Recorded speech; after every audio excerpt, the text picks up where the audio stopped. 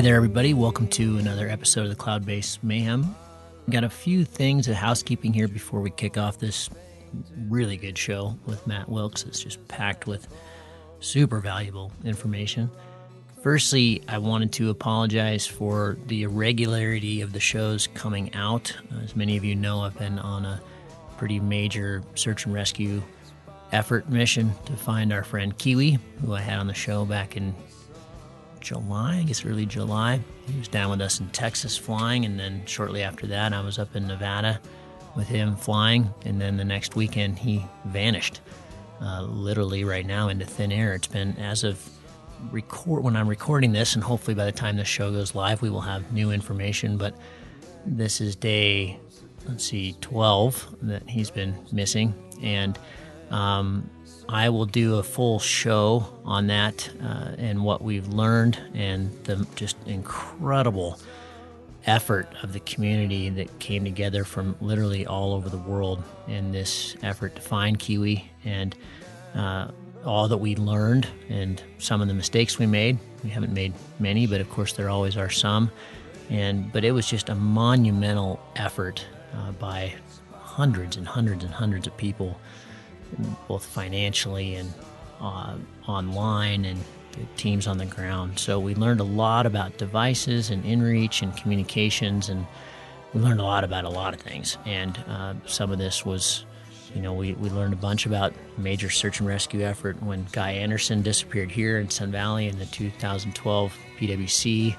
And unfortunately, I've been involved in a number of these. So we keep learning, and I'll do an article on that for Cross Country, and we'll also do just a show dedicated to that. But because of those efforts, it's been difficult to keep up with putting a show out every 2 weeks, and my wonderful editor, Miles Connolly, has been wrapped up in big projects with his work with National Geographic and the BBC and stuff. So we have had a hard time getting these out on time, and I apologize for that. We will get back to those, and anything if we've missed any, we put out last week a replay of a past show with Pal Tackett's. That was the most popular show we've put out to date, so we kind of re-engineered that and put it out just because I hadn't been able to interview anybody. So now, yesterday I interviewed 3 people. Today's show is going to be the first of those, so we are well caught back up, and we'll get back on our regular schedule of getting these out every other Wednesday.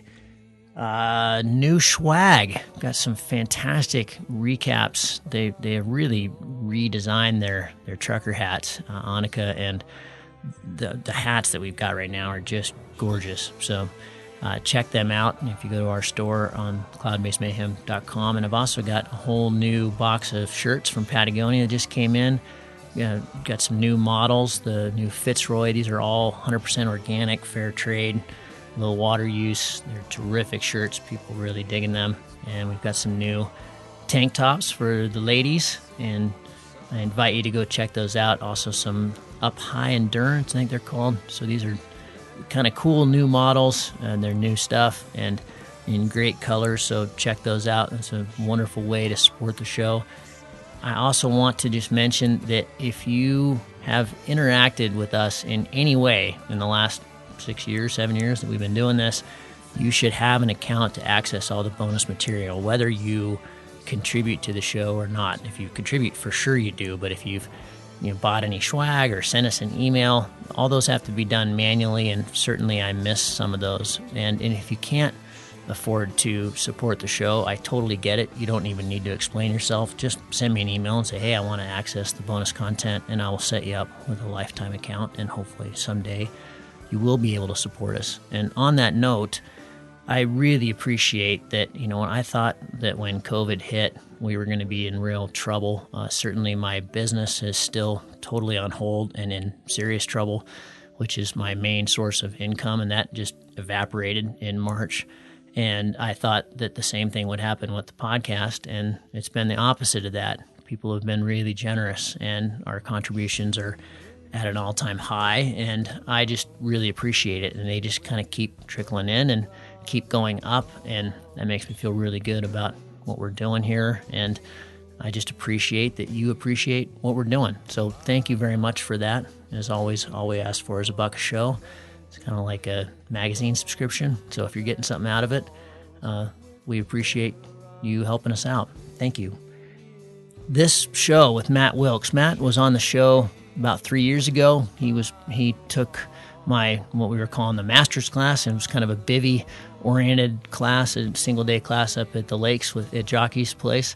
And he gave me a ride back to Edinburgh, where I was flying out the next day, and I stayed with him. And he's an ER doc and a critical care doc who has more recently also gotten into instructing. He worked for the boys, Mike and Stu Belbus, very good friends of mine, and kind of I cut my teeth with them back in the day at Verbier Summits, and so he's been instructing with them. And no doubt you have seen some of his articles recently in cross country. When the last time I had him on the show, we talked mostly about trauma and what should be in your first aid kit, and you really need to go back and listen to that show if you haven't. And it's super valuable information, and we kind of update it in this show. But back then, he was working on a big hypoxia project with Tom Dodorlado and others that were doing some high-altitude flying in Pakistan. And so he did a big study on hypoxia and cold, which we get into in this show, and how it affects us and how we need to mitigate it, and how insidious cold can be, and how it affects, and how hypoxia and cold affect our cognition. And we also talk about the debacle that was actually happening during the X-Alps last year. I was down low in the swamp trying to get to St. Hilaire, while a lot of people were top landing on Mont Blanc, and that didn't go so well. And let's talk about SIV, and he's also completed two of the biggest that I know of, certainly, but I think they just are the biggest reserve studies and that have ever been done. So how people pull, how they should pull, what can fail, what can go wrong, how manufacturers should potentially change things about reserves. So no doubt you've seen some of those articles. They're terrific in cross country, and he'll be doing more studies on that. But we get real deep into reserves in this one. And also, he did a big survey in conjunction with cross country and the BHPA analysis on cross country accidents and flying accidents and acro accidents, just flying in general accidents, and what the numbers truly are, who they affect more, at the early end of the spectrum versus the expert end of the spectrum. And we talk a lot about intermediate syndrome and pilot error, and what are the main pilot errors that contribute to this: proximity to terrain, high pilot workloads, and a lot of stuff. So we dig deep into what they've learned and what they still have to learn. And of course, data is hard to sift and figure out and come up with real certainties, but they've done a terrific job there, he and his big team, on a lot of this, and we glean a lot of fantastic information from that. So I think you'll really enjoy it.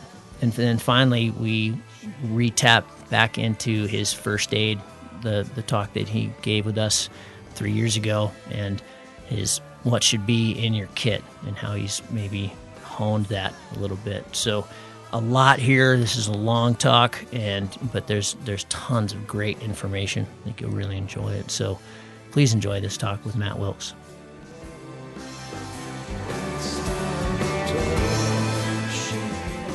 Matt, it's a pleasure to get you back on the show. I always enjoy talking to you, and it's cool we had a little chat there at your place in Edinburgh, which I stayed at a few years back. And thanks for the hospitality, and thanks for coming back on the show to take us through all the stuff. Many of us have been reading your articles with a lot of interest in the last couple of years on your studies on hypoxia and reserves and accidents and risk and stuff. And also, since the last time we talked, you've been doing quite a bit of instructing and a bunch of SIV. You were working for the boys. Shout out to Mike and Stu out in Verbier. Until I guess I understand this correctly, until COVID kind of hit and you had to go back to your main job, being a doctor in critical care. So catch us up real briefly on what you've been up to, and then we can dive into this master syllabus you've given me about all the things you've been doing since last we talked. Great stuff. Oh, thanks for having me back on the show, Gavin. It's a real pleasure to be back and to catch up. Yeah, life has been uh, not quite how I thought it was going to go, but fun nonetheless. So since we last spoke, I have been doing a bit of doctoring, quite a lot of paragliding research. And last season, I was working for Verbier Summits, and Verbier is a kind of baby guide, learning from the kind of expert instructors there, all about how to take people flying, which is a really, really good experience. I've been doing a bit of tandem flying. I've been trying to work on my own flying. And the plan was to do that all again this summer, which I was really looking forward to. And then, someone ate a medium rare bat and COVID became a thing. And I went back to work in the hospital full time. So I've been in intensive care, working as a doctor in Edinburgh until about a month or two ago.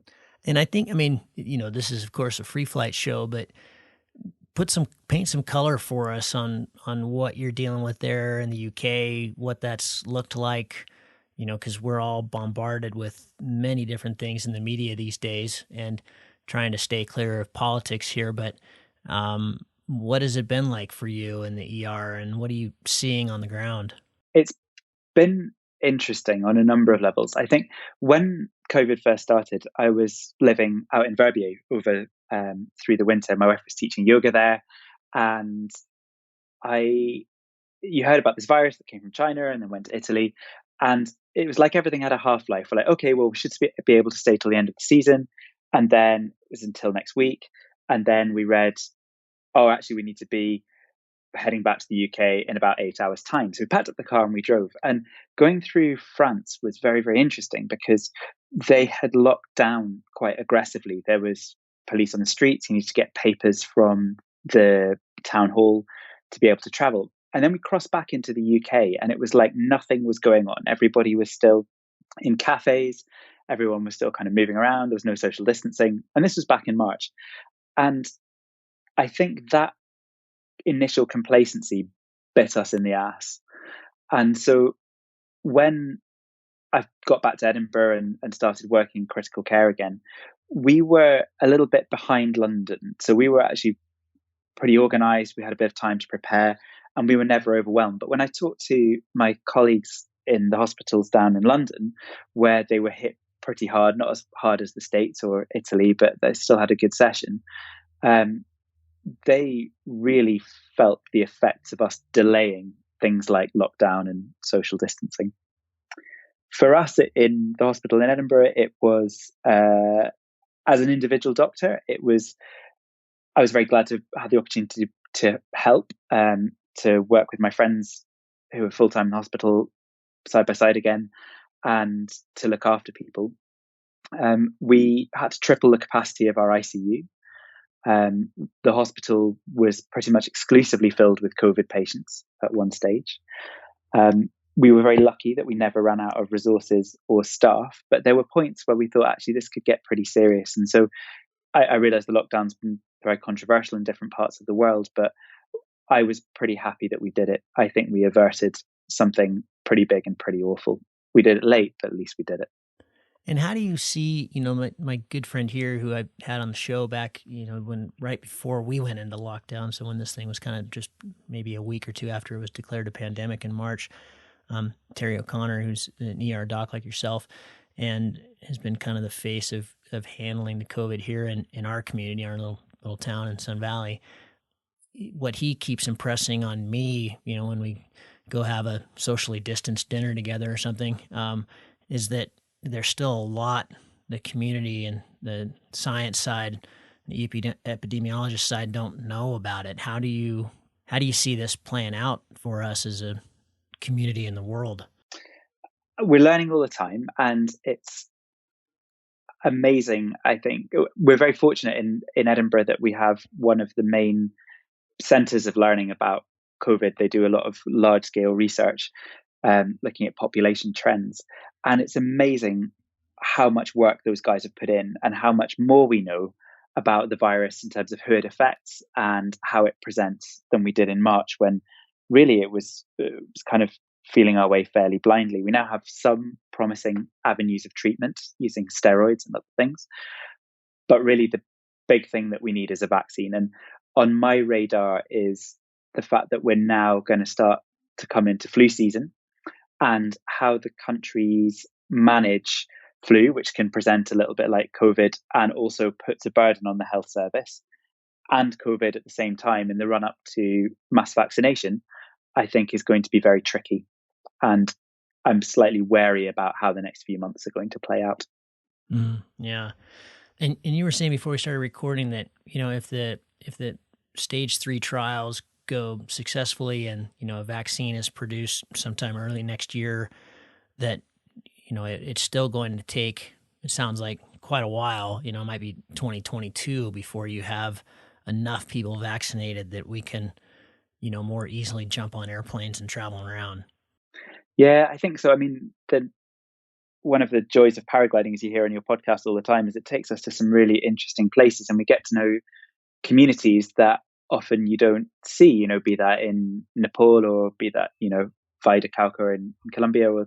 And those guys, like the people that we know and care about over there, are definitely not going to be first in the queue, because that's how these things have always worked internationally. And there's so much political clout amongst the big powers, particularly in the US, the UK, Russia, to ensure that their populations are vaccinated first, that I think some of the people that we care about in some of the countries that we like to go and fly, it's going to take a while before they get access to what they need. I hope to be proved wrong, but historically, that's how it's always been. Sure.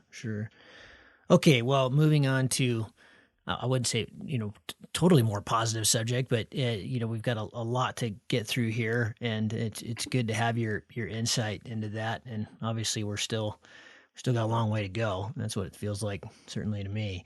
But let's turn the discussion to other things you've learned about safety and how we can be safer in what we're doing. You've been involved in some really cool studies. The last time we talked, you were ramping up on your hypoxia study, which I want to hear about, but also you've done, you did a real massive study on throwing, on reserves, that I want to hear about, and this accident analysis you did with the BHPA. So take that however you want. Sure. Thanks, Gavin. Yeah, it's really nice to talk about paragliding. I mean, it's at times I felt a little bit silly that my kind of main research interest is keeping paragliders safe when all this kind of global pandemic stuff's going on. But it's also been a real joy to have been able to kind of look into this stuff, because it's something that I'm really, really passionate about. And yeah, since we last spoke a few years ago, we've been able to do a number of separate studies, kind of feeling our way a little bit through it. So it's not, if I was to go back and do it again, I'd have probably done them all slightly differently and in a different order. But we've covered some ground. So yeah, since we last spoke, we analysed the BHPA, which is the British Hang Gliding Paragliding Association's accident database. So we looked in detail at about 1,000 accidents. We've done the largest survey of paragliding to date through Cross Country Magazine. We had responses from 1,700 pilots, and that's going to come out next month, the results of that. But Ed has very kindly said I can chat about it on the podcast. We've looked at paragliders in flight. We've done all sorts of kind of crazy instrumentation of paragliders on XC and acro. And then we've done the reserve study work, which is the bit where I think we've probably had the most yield. And had I known what I know now, I'd have probably started with that. But coming at it from the background as a critical care doctor, the physiology was the bit that seemed most accessible to me. So that was kind of where I started. Cool. Well, dive into that wherever you want. Let's hear more and learn more. Your article about the reserves was actually really enlightening for me. I thought I knew a lot about reserves, and you guys discovered some really valuable information. Thanks, Gav. Yeah, well, I'll tell you what, I'm going to mix in two bits together, and that's, let's start with what we found from looking at the accident stuff, because that leads really nicely into the reserve parachute. So when, as you know, in all countries, we have this kind of voluntary system of accident reporting, which I think works better than people give it credit for. But if you ask a question as basic as how dangerous is paragliding, it's very hard to give a good answer, because we don't really know how much flying everybody does. And it's all very well me saying, well, there were 10 accidents last year. if there are 20 accidents next year, is that because the sport's got more risky or because more people are flying? And people have made kind of efforts to answer this question in the past. But what they've tended to do is they've tended to look at numbers of pilots, not how much flying they do. So what people might say before is like, well, there are 5,700 members in the British Hang Gliding Paragliding Association. There were this many accidents. So our accident rates are so-and-so per 100,000 members, or however you want to do it. The problem is that when you start to then look into that data, you realize that because people do such different stuff in as diverse a sport as flying, it's actually quite meaningless. So if you take a place like Babadag in Turkey, Olydeniz, which is an amazing place to fly, there they've actually got quite good numbers, because there you have to buy a ticket to go up the road. And so they know how many flights people do. And they have a fatality rate there of 7 per 100,000 flights, which is actually relatively high. But then you think, okay, well, what's Babadag like? Well, there's loads of tandem pilots. There's probably more mid-airs than there are in other places, and people go there to do acro. So is what happens in Babadag representative of what happens everywhere? And I think it's probably not. And so the thing that we got into, and that's coming out in Cross Country next month, is a good place to start, is we surveyed 1,700 pilots through Cross Country magazine, and we said, well, what do you do? Like, how much flying do you do? How much flying did you do last year? What incidents did you have? And the nice thing about using a database like Cross Country magazine is that you know exactly how many people there are subscribed to the database. You can kind of tell how many people got the survey. Because the problem is, if you just fire it out on the internet, you don't know who's reading it and whether who comes back to you is representative. So what we found from that is that the rate of injuries in paragliding is about 20 serious injuries per 100,000 flights and about 1.5 deaths per 100,000 flights. And to do that, to get that data, we had to work out how much flying people did from the XC survey. And then we had to look quite deeply into a subpopulation, which was the British Hang Gliding Paragliding Association database, to find out what accidents people had and then marry the two together. So that's a very long-winded way of explaining how we got to where we got to, which is coming up with a number, albeit a rough one, of how dangerous paragliding is. And I'm actually quite delighted that we now have a number, because we can now start to compare ourselves to things like skydiving and general aviation. And we can also see if the safety efforts we make actually work, because we'll now know if these numbers go up and down over time, as opposed to just saying there are these many pilots and there are these many accidents. Because you did the study with the BHPA, how did the numbers, I'm not sure how relevant this is, but I would imagine there are areas in the world, like you said, in Turkey, that are more dangerous. You know, certainly flying here in the Rockies would be more dangerous than most of the flying I've seen in the UK, just because the air and the desert and the launches, I mean, everything. It's rocky, it's nasty, it's big. I wonder how does that go into your thinking and your modeling as well? Is because you're using the BHPA, is that mostly pilots that are flying in the UK, or is I know British pilots fly a lot in the Alps too? That's a really good question. And what I guess I should have perhaps been more clear. The purpose of using the BHPA data was to look at those BHPA members who filled out the cross-country survey and start to compare accidents and deaths to the total flying that is done. But the interesting thing that came out of both of those analyses is the things that cause accidents are pilot error, but in particular, the decisions we make, our abilities to control the glider, and perhaps from time to time, our ability to judge things like distance. And I would argue that those are global concerns. Wherever you fly, those are going to be factors. It'd be fascinating to know, too, if there's much of an impact in terms of where you learn and how you're taught. Are you taught using the APPI system or something else? Are obviously the French and the Germans have the most numbers, and so I would think that their accidents, way heavier there. But I wonder if the per capita, if the data shows that they're also learning better or worse. It's difficult to say from what we learned as to whether there were kind of national trends in that sense. As we were saying before, per capita doesn't really work because you have to know how much and what kind of flying they're all doing. Sure. I think the conclusion I came to, though, is just how vulnerable people are when they come out of any training scheme. Like, be it in the US or France or Germany, Switzerland is one of the few countries, for example, where people need a minimum of 50 flights before they can get their license. In other places, that would be an unthinkably large number. Yeah. But if you think about what somebody's like when they come out of training, they've learned the very basics of launching and landing. They've learned a little bit about the weather, and we were all in this position. They are very, very vulnerable. And so one of the things that really struck me from the work I did is the importance of continued learning. Yeah. Yeah.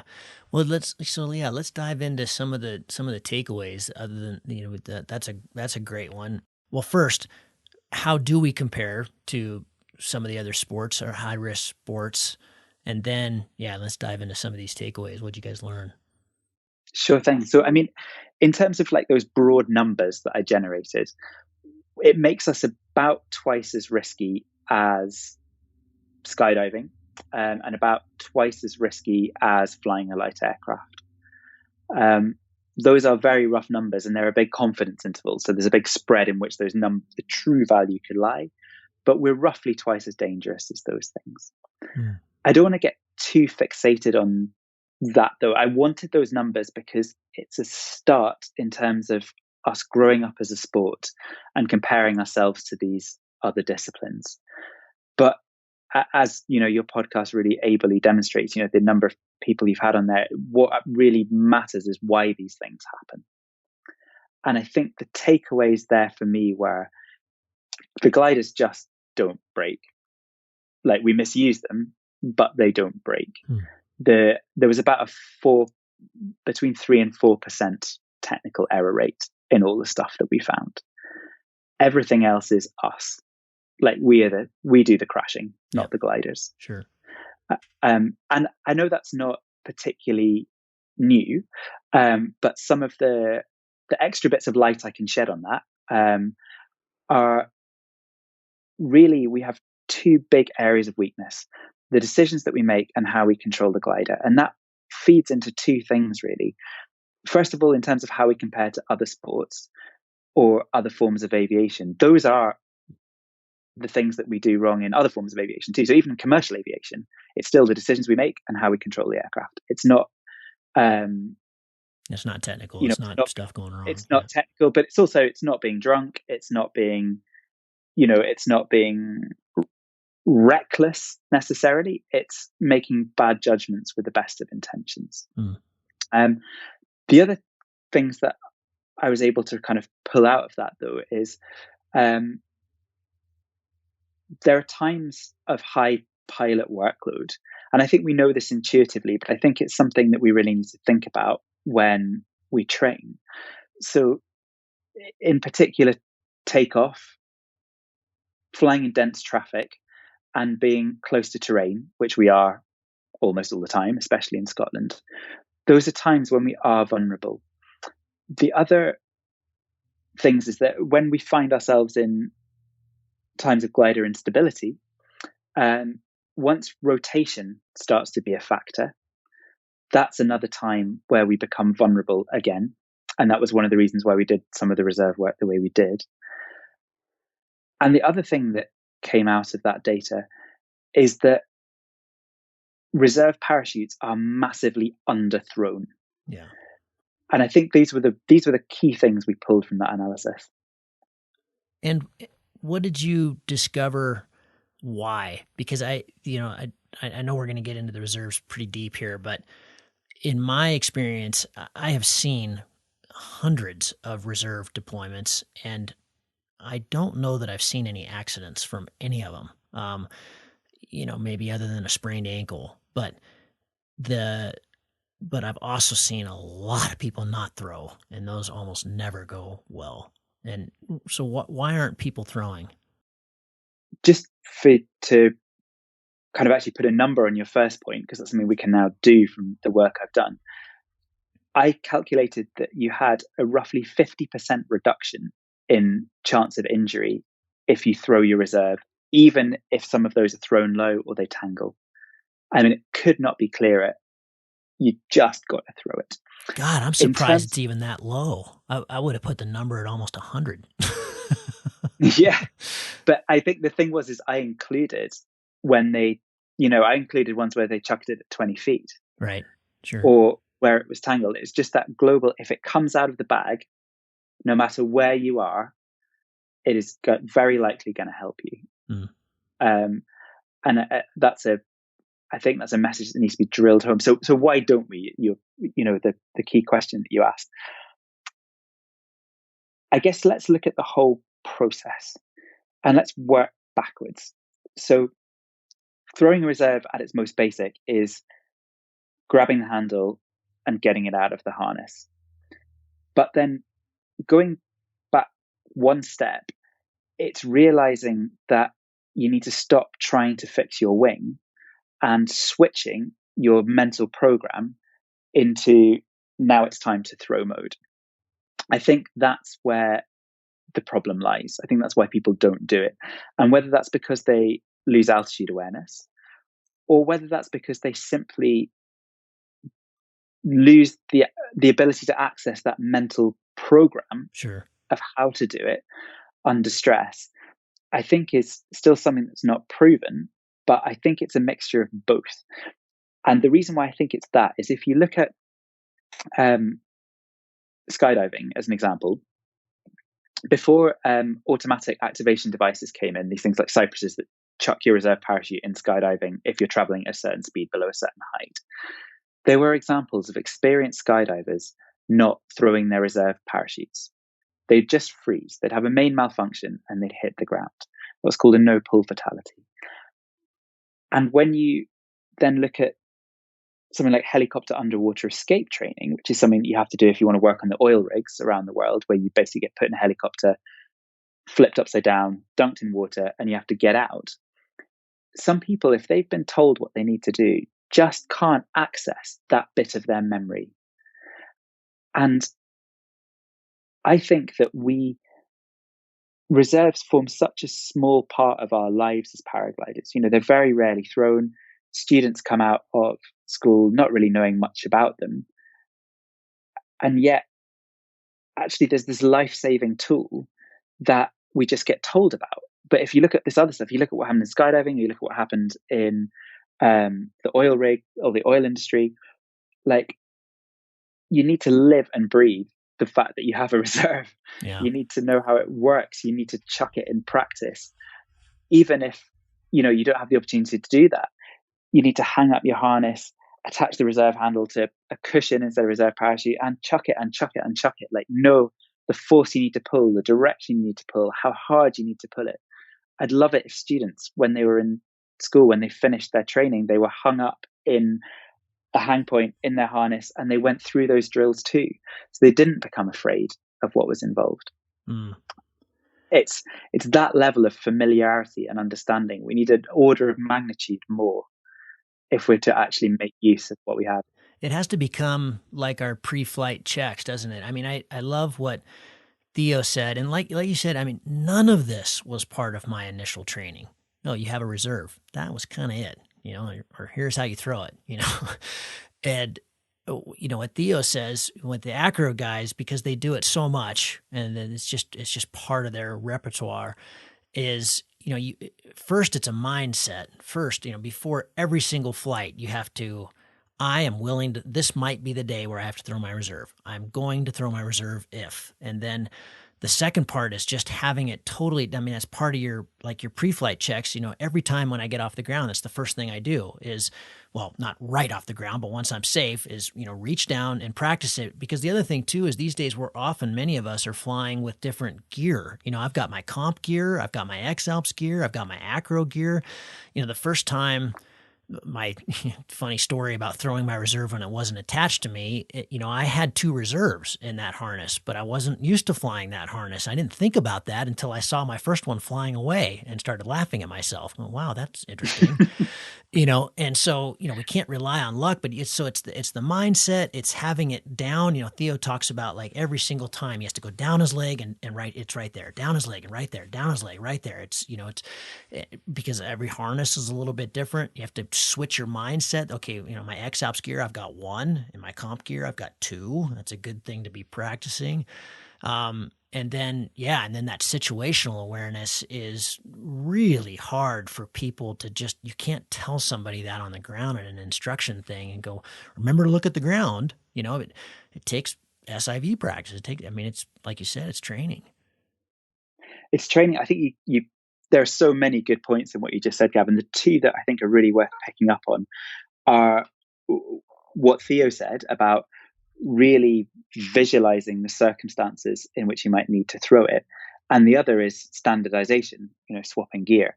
To start with the first point, I learned to skydive a couple of years ago, and it was a great thing to do. And I'm wary of comparing skydiving and paragliding too much because they are very different things. Skydiving is quite, in the best sense, formulaic. You're jumping in the same way, in the same aircraft, with the same gear, usually with the same people, and in the same air mass, and you spend most of your time away from the ground. But one of the things that they do really well, and when I learned, was there are a limited number of malfunctions in skydiving, and there are actually a limited number of malfunctions in paragliding if you break them down. And when I was learning, they put me in a mock harness. They had me look up on the ceiling of this little booth, and on the ceiling of the booth were a bunch of different glider or parachute configurations, malfunctions. And every morning before we went to jump, they'd point at that one, and you'd work through the actions on your harness that you're in. So you were already preparing yourself to see something abnormal. You were then not only working out what you would do, but you were going through those physical motions, and you were doing that again and again and again. And one of the things I loved the most about that drop zone, it's an amazing drop zone, was Skydive Spaceland in Houston, was that you'd see experienced guys doing that. Guys with thousands of jumps who just drop in there and just work themselves through it. And I thought that was incredibly admirable. And it's exactly what you were saying, what Theo was saying. You are preparing yourself for the circumstances in which you may need to throw. And I think the Rev has talked about this. I don't know if on the show, I've talked about this several times. I'm sorry, listeners, for being redundant, but I think this one's really important. The other thing is, in flight, I think it really behooves us to constantly have an assessment as of right now, how much time you potentially have as of right now. I do that now. I mean, if I'm flying 8 or 9 hours, I do that constantly throughout the whole flight. Am I on the deck? Do I have 5,000 feet underneath my feet? Like how much, because you can kind of, if you're going to a cascading situation, you are going to be looking up and dealing. And so you have to have a framework in your head. How often do I need to look down? How much time do I have to solve this? And then just make it an automatic. Okay, I've got 5 seconds. I've got 10 seconds. If something happens right now, this is how much time I'm going to have. And then you just don't push that. You deal, don't have it, throw. It's as easy as that. You have to, I don't know, like prepare your mind for these frameworks before something happens. I think that's right. I think that's very hard to do.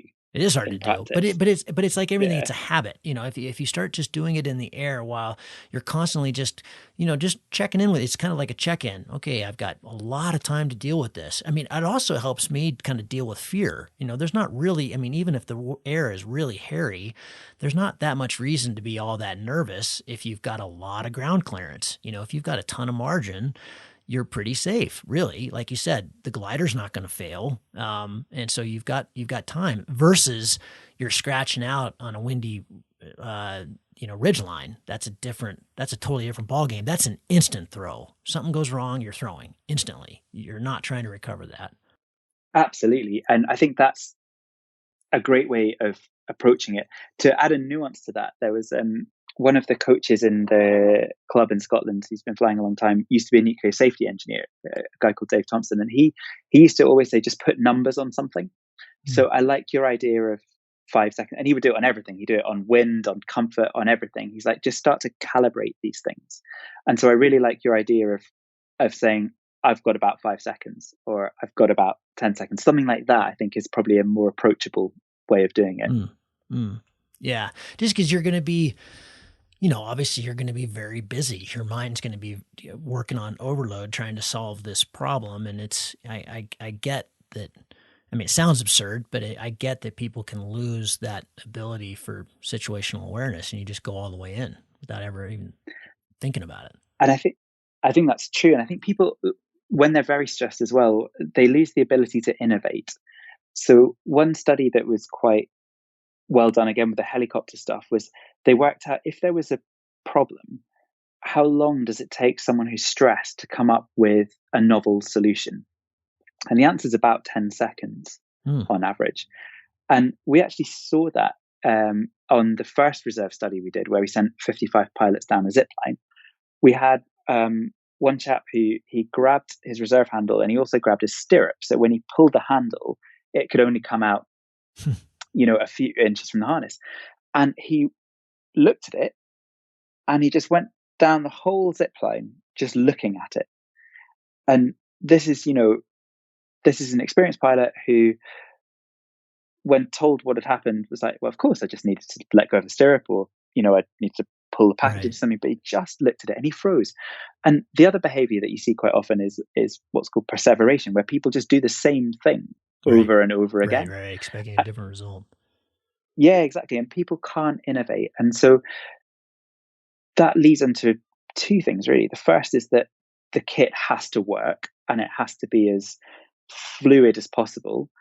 And the second is, yeah, you're absolutely right. People have to prepare. This has to be on their radar that they might need to chuck. This is a big part. I mean, this whole psychological side of the sport that we play is a main ingredient in the book that will soon to be out about the podcast. But this came up again and again, that we have to know really clearly who we are and how we react. Are we a freezer? Are we a solver? Do we do things calmly? Do we panic? Because a lot of that can be trained, but it's also just good to know it about you.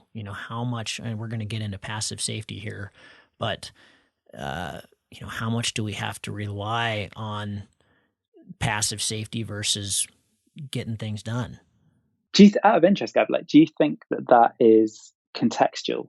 Do you think somebody's a freezer in all circumstances, or just some? Geez, that's a good question.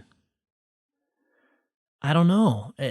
What have you learned from your studies? I mean, I think I have no data to back this up, but it does seem like, more people are freezers than the other. And like I said, I think it can be trained, but it's, you talk about kind of like it's like the flow channel thing, when people are in a situation that is beyond their skill level, they often report that they don't remember any of it. They can't process, well, it just happened, Whereas when you talk to really experienced pilots who have some kind of major event, it's really slow. It's like everything's happening in slow motion, and you're dealing with it.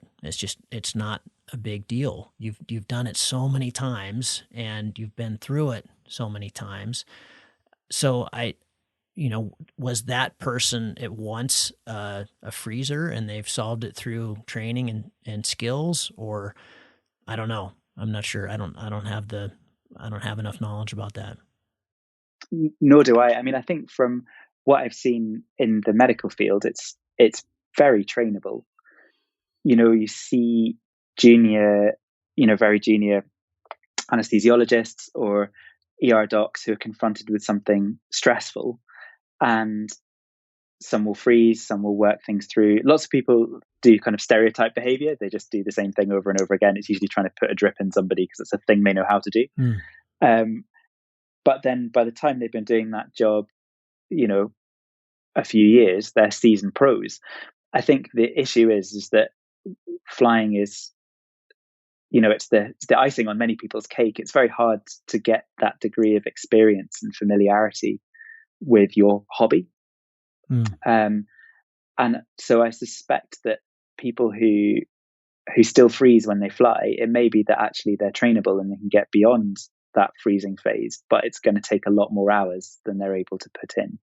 Yeah, I think so too. And when I look at myself, I wonder how much the other sports that I've done that, before flying, with kayaking and really serious stuff in kayaking, waterfalls and kind of things that were really, very much on the edge. I don't know if that training it helped, or that kind of going through that mentally helped for flying. But I've always had a very unusual, I think, would it be parasympathetic response? If I say that, is that the right way to? But when I get in really extreme situations, I experience fear like everybody else. So, if I take some big whack or something, it's like, whoa! I mean, my heart rate skyrockets. But I think like most people's. But if it's a really serious situation, my heart rate plummets. It almost goes to resting heart rate, and everything becomes really vivid, and it's just a problem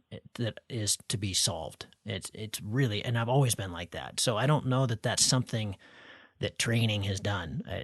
I kind of doubt it. I don't know. It's really interesting, but I would posit that partaking in this sport without some of that would be really kind of hairy. It'd be hard. It's hard to deal with things if you're just freaked out. Yeah, absolutely. And so I used to kayak, not nearly at the level you did, but some reasonably intense stuff that was way above my skill level, and I just managed to terrify myself through 4 months going around British Columbia with people who were much better boaters than I was. They were going down bigger and bigger stuff, and I was getting more and more scared and more kind of incapable. and I think it can work the other way, and I think that actually that experience was incredibly useful because it meant that when it came to flying, I was able to pace myself. And as it is, I find flying a very relaxing experience. So I think it's the experience you take in, it's the way you learn, it's probably a little bit about your personality and the other things that you've done. But it's a fascinating question, and one that I would like to know the answer to. One thing that did come up actually, which was very interesting, is on the podcast, you've talked a lot about intermediate syndrome, and there's a book that many people will have heard of called The Killing Zone, which looked at general aviation pilots, and that was can't remember if they called it intermediate syndrome in the book. I don't think they did, but they said pilots, with about up to about 350 hours were the really vulnerable ones. And there was a critique of that book that I read recently, and the guy who wrote the critique kind of looked at the author of the book's maths, and to sort of not to kind of oversimplify what he did, but he essentially said that, well, most pilots are in the 50 to 350 hours bracket, and so they're most likely to have accidents because that's where most of them are. They need to compensate for that. And those who have flown for longer are alive by definition, by the fact they've kept flying. So you need to kind of compensate for the maths. And what he came up with actually was he was like, yeah, there is an intermediate syndrome, but it is probably up to about 2,000 hours in general aviation pilots when you do the maths properly, which was depressing for me, because when I read that, it was about 2 years ago and I'd just gone past 350 hours and breathed that enormous sigh of relief. That's like 349, I was a danger to life, and then 351, I am sorted and 100% safe. And it's like, 2,000, that's going to take a while. Yeah, you know what? I really like that. I have, I think for a long time, and this might be numbers I'm just pulling from the sky, but for a long time I kind of heard like 500 hours, so you're kind of 50 to 500 hours, or like you said, I've heard 350 a lot. I don't have the data, but it sounds like this guy does. 2,000 sounds a lot more reasonable to me. And just now knowing the arc of my own flying and chasing it really hard. I think the other thing too is if you don't log every single flight and hours, whether that's on X Contest or somewhere else, I think we often really inflate the numbers that we do. I mean, I hear people all the time, saying that they got 250 or 300 hours. And I said, okay, well, you have to be like me then and basically unemployed and chasing it as hard as you possibly can. And I haven't seen you do that. I mean, that's a lot of hours. So when you hear like Antoine Girard that gets 500 hours a year, I've known almost nobody that gets that kind of hours unless you're like a test pilot, so, yeah, anyway, back to the point that I think intermediate syndrome is a much longer part of our flying career than we were either told or taught, I think it's something we need to be wary of for much longer. Absolutely. And I mean, it comes down to, there's so many things in that. I mean, the first, to your original point, like I chatted to some of the guys at the British Association, and when people turn in their membership application every year, like it's always rounded to the nearest 10. No one has actually flown like 93.6 hours. They've flown 90, or they've flown 100. It's like, oh man, everyone's landing like bang on the second. Right. How good. So that's one thing. I think the other thing is, it comes down to denominators, a bit like we were saying at the beginning with, do you do it by people or do you do it by hours? There's obviously the quality of the hours that you are flying and the way that you are learning. But the more global point, which is that, as they said in that critique that I read, mastery is assumed long before it is achieved. Yes. We think we know what we're doing a lot sooner than we actually do. Well, and I heartily put myself in that bracket. Yeah, and I guess that's my point with the 2,000 hour thing, is that I was the same. I done a couple big bivvies and my hours were getting up there, and I'd done a bunch of SIV and some acro training, and I was kind of like, whew, got through intermediate syndrome. And then looking back at when I thought that to now, it was just preposterous, because now I know what I still don't know. There's just so much to learn. I mean, I think that's what keeps most of us really fascinated with this sport, is that, even back then when I had all that, I was such a neophyte. I didn't know a lot, and I still don't know a lot. And so I think it's one of these things that we should probably drag out a little bit longer. You're bending towards this exposure model. I take it. Talk about that. Yeah. So this is potentially a quirk of some of the stats that we've done, and that's why I've not really published it in anything that we've kind of put out so far. But when I looked at the kind of flying people were doing through the cross country survey, in my head I thought, well, the people who are the most current, so the people who have the shortest gaps between their flights, and the people who did the most flying, so the most current and the most experienced, well, they're going to have the least number of incidents, because that's what you want to be, isn't it? You want to be a pilot who's flown loads this year and flew yesterday, not someone who flew 1 hour 6 months ago. And the data that we got, and I say this cautiously because there are limitations to every data set, didn't really support that. I mean, what kind of came out of that data was the more time you spend flying, the more likely you are to have an accident flying. And that doesn't negate the value of experience. It probably reflects the fact that the more experience we get, the more risks we take. God, I can't even imagine trying to parse that kind of data. That must be really difficult. But yeah, that's something that we talk about a lot, currency versus exposure to risk. I've been grappling with this personally lately, because I feel, when I start adding it up, it's like, wow, I've been at this a long time. I participate in the X Alps. I participate in some stuff in aspects of the sport that aren't particularly quote unquote safe. And yet I wouldn't do it if I didn't believe it could be done safely and through, kind of religious training. But at the same time, yeah, you're out there doing it all the time. It is just odds. Yeah, I think it is odds, but there are nuances to it. And the other thing is that, if you don't want to die paragliding, don't go paragliding. Yeah. It's like, Right. yeah, so you have to, as with all of this, there's going to be risks and benefits. But I do think that there are safer ways for us all to fly. And I guess that's what the research that I've been doing is sort of coming towards, is what are the key things that will make us safer pilots. The problem is that we do all this for fun, and so it's all very well me coming up with loads of rules, but I would struggle to obey them. Like I fly because I love to fly. I fly because I love to be in the sky. If I say, don't go above this altitude, well, that's going to be hard when the thermal's going up and I'm having a great time. It takes an enormous amount of self-discipline.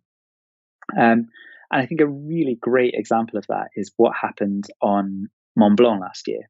Good example. Is that something you've discussed on the show before? No, it hasn't even come up. That's a great example because I was, of course, suffering the heat getting to St. Hilaire that day. So I'd like to hear about more fun, but also the dark side of that day as well. Well, it was interesting. So I was working through in Verbier, so about 45 minutes from Chamonix, and I went through on the Wednesday afternoon. And as I pulled into Chamonix, I saw all these gliders super high, and they were, I went into the landing field, and there were all these guys flying down. It's like just been on the summit of Mont Blanc, and I was pissed. I was like, I have missed this. I was such a grumpy bastard to my poor wife. Like I was an absolute dick. And I was like, right, that's it. It's done. Never going to be able to land on there. And because actually the last time it had been landable, I'd actually been in the air in Chamonix, and I was like, oh, this is a good day. And I'd had to land because we had to catch a flight back to the UK. So I was like, man, this is never going to happen. I'm cursed. Once again, a bit like the COVID crisis and me working for the boys. It's all about me. The real human tragedy. Right. Real human tragedy here is what's happened to me. So I was pissed. And then during the course of the evening and the next day on launch, where the winds were different, they were kind of light northerlies, they were, it kind of came out what just an absolute clusterfuck had been going on the summit the day before. There were these sort of tales coming down of, all these people being on there, guys slipping all over the place, failing to take off. And as a community, we can be quite judgy. There was quite a lot of well, I mean, that guy should never have been up there. Right. Sure. But actually, I think the truth is, if you look at what happens physiologically when you fly at that altitude, probably none of us should have been up there. And so I took off the next day and managed to climb over Mont Blanc. Actually, it was gorgeous flying this way because you couldn't come from the Italian side. You had to soar up the face of it, and just to be soaring up the face of Mont Blanc was absolutely incredible. It was super emotional. And as I was flying above the summit, there'd been a rule put out saying you can't land, and I saw some people landing, and it took quite a lot of me not to just think, well, because it was super easy to land because it was just soaring up. So it was just been like landing at the local hill. I was like, you could just touch down. You could have a little touch and go. You could, maybe you didn't tell anyone about it, but then at least you landed. But I managed to resist, and I managed to stay high and had a memorably wonderful flight. But it did take a little bit of resisting. And if you can bear it, can we talk just a little bit about the physiology of what happens when you try and do something like that? Yeah, of course. That sounds fascinating. And I have a lot of experience with hypoxia flying here, so we all need to know about this. Well, I think and that's a good point in itself. Like, you have a lot of experience with hypoxia. A lot of the people who were there on that day didn't. You take off at the Brevon launch in Chamonix, and it's lightest winds. You run, you forward launch, and you start flying. Then if you were quick, you could have, on that day, and certainly on the day before, you could have got yourself up to Mont Blanc altitude, so 4,800 meters, within about an hour and a half. And that's an enormous ascent rate. And so you're up there, and actually, the only reason I think why your body can tolerate that is because paragliding isn't very much work. Like, we did a study with the help of Jockey Sanderson and the amazing folk at the Shabra Open, where we worked out how much oxygen and how much energy you consumed flying a paraglider. And it was roughly the same as if you're driving a car. And the reason why, again, that's one of the things that retrospectively, you're like, well, of course it is. You just sit in a chair and pull two strings. But I'm always really tired when I land from a long flight. So I think that wasn't a given. But actually, that is the truth. It's not that much effort to fly your paraglider. And I think that's how you can get up to that altitude. But when you're at that altitude, you have very little reserve. Like, the margins are slim. And it's only the fact that flying the paraglide doesn't require much oxygen that allows you to do it. To look at that at its most extreme, the fact that Antoine Girard managed to fly at 8,000 plus meters, I think is testament to the fact that, one, he's an amazing pilot, and two, he's a mountain guy, but also he was acclimatized and it didn't require much oxygen from him. But then you're then probably not thinking that straight. You're quite cold, you're tired, you're exhilarated, and you don't have much margin. Then land on the top of Mont Blanc. Then when it comes to take off again, as we all know, you've got to run faster at high altitude because the air is thinner, so you need more speed to launch the wing. But then suddenly you need a massive amount of oxygen because you're trying to run fast at just under 5,000 meters. And then your body completely decompensates. And I think that's why we saw what we saw on Mont Blanc. It's because these guys were unacclimatized. They'd ascended 3,000 plus meters in a very short period of time. They got there simply because they weren't doing much. And then when suddenly they had to do stuff, the wheels fell off. Everything fell apart. And I think that's what we saw. But the point of that story is that, does it stop people doing it? Absolutely not. Sure. It's their hobby and it's what they want to do. And it takes an enormous amount of discipline to put the lessons that we learn about how to be a safe pilot into practice. And I don't underestimate what discipline is required. And I wonder too, you say about that it's physically not very hard, which certainly is true, flying cross country, but to your point of being really tired, I think the caloric needs resemble jogging for the same amount of time or even more. From what I can't remember, we had somebody on the show that spoke about all of this, but your caloric needs, your glycogen needs from your brain burning so much energy are substantial. So I wonder how much that plays a factor into that. I mean, Matt Beechner, my neighbor and mentor, really always talks about it kind of like going into the alien world. When you have a really long flight, and this is different for different people, but for him it'd be like an 8+ hour flight kind of thing. You land and you don't really feel. The first time I really noticed this, I'm jumping around here a bit, but the first really big triangle I did out of Fiche, and I made it back at 10 hours and 10 minutes after I took off back in Fiche, and until my feet hit the ground, I felt like I was really with it. I was really on it. I'm having a good day, and it was a really good day. And then I landed, and I could barely stand up. I was a gong show. I couldn't talk. I couldn't really process. I was just like, I was euphoric, and I'd had this amazing flight, but I hadn't been eating enough. Clearly, I hadn't been drinking enough, and this is when I was pretty new. I've learned how to help those things, obviously, and mitigate a bunch of that. But you are burning a lot of juice. You absolutely are. And I mean, I love that feeling. Like, I love that feeling of when you land and it's like the earth is alien for a minute or two. Right. But I mean, my longest flights have been in beer, and God, I love it when you do that. But you absolutely have to look after yourself up there. And what you talk about is true. You need to eat, you need to drink. when you start to get into the real like weeds of what's going on in terms of your brain function and your, you know, your caloric needs, and we can delve into that if you want, because it's something that I'm very interested in. There are nuances to it, but the bottom line of you just need to look after yourself. You need to eat, you need to drink, and you need to fuel your mind and body.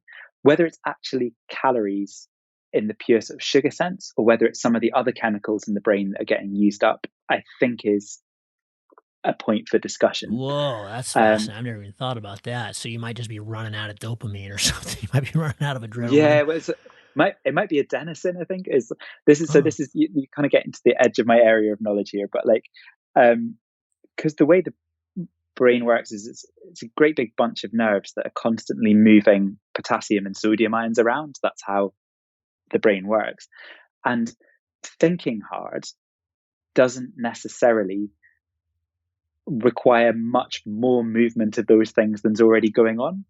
So it may not require more calories, but the effort of flying and the effort of being up there and having your heart beat fast and the physical and environmental stress of flying a paraglider certainly does. sure. Wow. I mean, one of the things that, and again, this is jumping around, but one of the things that we tried to do was simulate the paragliding flight environment. And this was a classic example of me thinking something was a really good idea and getting in way over my head. But I was helped by some really great people in doing so. So for the last few years I've been doing my research, I've been very fortunate to have signed on as a PhD student at a laboratory called Extreme Environments Lab in Portsmouth. And they specialize primarily in cold water immersion. They're kind of a temperature lab, but they do more hypoxia and other stuff. And the professor there is a guy called Mike Tipton, who's a remarkable guy, and the other guys who work there, Claire Eglin, Heather Matty, Jeff Long, these guys are masters at framing a question. You know, so I think, okay, well, what happens to your brain when you fly? And they're like, okay, slow down. What question are you actually trying to ask there? And so that was the question I came to them with. The question we ended up trying to test is, if you went on a ramped flight, so if you flew over 2 hours to 3,658 meters and then came straight down, how well is your brain working? Huh. Just pretty specific. And then we said, okay, well, if you add some environmental stresses, so if you add cold and you add a headwind and you add the hypoxia that you would experience at that altitude, then how well is your brain working? And that was the question we tried to solve. Because I think when you fly in the places you do in Sun Valley, or when you fly in, you know, you fly over Mont Blanc, like, you're definitely not the full shilling. But I was kind of interested a bit more, like, if you fly at, say, alpine altitudes, what's happening there? So we built this simulator, and we got a pod harness, and we got essentially a big fridge in a hypoxic chamber and a fan, and we simulated the headwind as if you were flying at, 35 kilometers an hour, 36 kilometers an hour, and we got people to do cognitive tests. We looked at these different aspects of brain function. And what I got from that result, from that study, was a great big muddle. And the reason why I got a great big muddle from it was because we're all very different.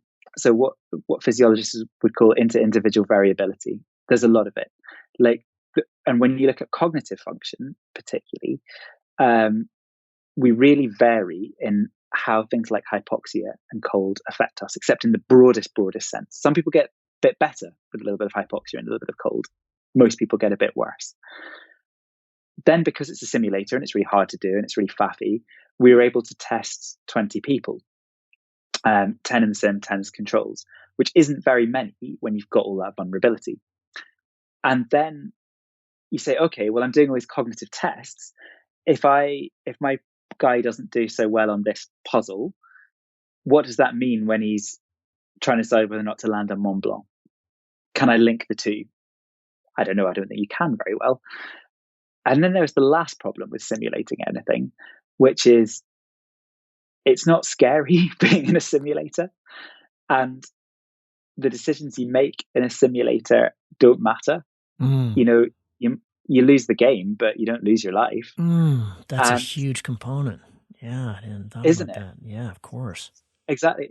So then you try and draw conclusions from this, and it's really difficult. And I think the only conclusion I could take from it is that when you're flying for a couple of hours at alpine altitudes, you are not so grossly distorted that, for example, you need oxygen. But I would be wary to make any broader conclusions from that. And I really learned from that experiment. And that's why in the reserve experiments I then did, instead of 20 people, I had 55 in the first one and 88 in the next one. And we tried to answer a much simpler question. Right. So that was as much my journey as a researcher as anything else. It sounds like, I mean, I don't want to put words in your mouth, but it sounds like maybe the conclusion of the hypoxia study mirror, in a sense, what we were talking about with knowing how you react. My first real experience that I know of, at least, with hypoxia was it was just right after college. I was climbing down in the Andes in Bolivia, and I don't know, we were up 17 something, and that the day that we were trying to summit, there were three of us, and it was just really interesting. We all got hypoxic, though at the time I don't know if we knew what that was, but it was really interesting to see the differences in the three of us. You know, this girl we were with was just hysterical. She just became like a comedian. My buddy was he just turned into a little shit. He was just down and pissed and irritable about everything. And I was just kind of like happy-go-lucky. I was just kind of like, you know, kind of everything had better colors. It was almost like I was on something. And, and I've noticed this so my point is, I think you have to get kind of aware of how you deal with it. And since then, and with all the flying I've done, even when I have oxygen, we often spend a lot of time really high here. And especially this last month, I've had a lot of really tall flights. And I've gotten in the habit of trying to give myself, I'm not very good at math anyway, but I'll give myself like really basic math problems as I start pushing up over 16. And a few of these flights I haven't flown with oxygen more because I hike and fly, whatever. I've blown the forecast and I'm taller than I think I would have been. And so most of the time it's just trying to save weight. And so I won't have the oxygen, and I'll start doing these math problems, and 1 + 1 and 2 × 2 and easy stuff. But I started getting into the moderately difficult, and wow. And the point is, I feel fine, but I'm clearly not operating very well. And so it's just a kind of a signal to me, like, okay, you need more margin. You're kind of goofy. You're kind of silly. If you were on the radio right now, I don't think anybody'd understand you. Even though in my mind, I feel like everything is totally fine. Totally. I think that's true. And obviously, as you get more frostbitten, it's hard to do the math problems as you lose the fingers. But right. I think the bit that I think is important to separate there is there's the kind of flying you're doing, like the really tall flying. When hypoxia is a problem, you should be flying with oxygen. And you need to know, as you say, what they would call in aviation medicine, your hypoxic signature. So there's some great videos on YouTube of like where you see these super competitive, mega macho American fighter pilots, like, at 25,000 feet, and the chamber in which they're training depressurizes, and you see them just kind of mashing these kids' toys together and giggling. Which is, I mean, it's great to watch. And I actually discovered through going to a chamber myself that my hypoxic signature is that I start saying the word rad a lot, which is a very like English person. It's really different. I was like, man, that was so rad. I was like, oh dear, that's not your style, man. But the lower altitudes are the interesting ones, though, and that's why in the studies we did, we went up to just 10,000 feet, or 12,000 feet, sorry, 3,660 meters, because as soon as you leave the ground, like your body starts to change. But I was kind of interested if in the paragliding environment, the unique mix we have of cold and hypoxia, at these, say, alpine altitudes, what are our brains doing then? Are we impaired and are we unable to make good decisions? And the answer is I don't know, but I don't think so. Interesting. That's super interesting. Before we totally leave this subject, you mentioned quite a while back the three main things of pilot error: decisions in glider control, misjudgment of distance, passive safety is not the most important factor. Can we dig a little bit more into those, especially misjudgment of distance? This is a new one for me. Yeah, no, with pleasure. And those are, I think, how best to approach this. Okay, I guess when you look at aviation as a whole, there's been some amazing work done by some guys called Weekman and Chappell, and they've got this thing called the Human Factors Analysis and Classification System, HVACS. And it's actually really simple and it's well worth a look.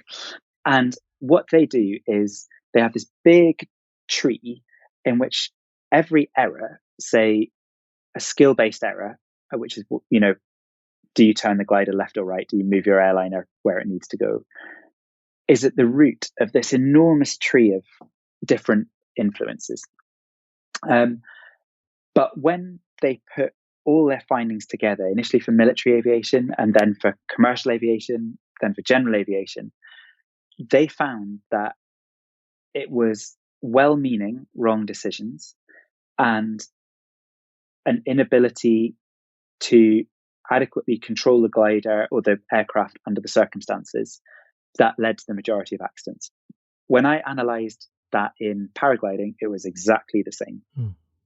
On a more minor level, they had this category of perceptual errors, and in commercial aviation terms, that might be how they read the instruments or how they read the landing lights.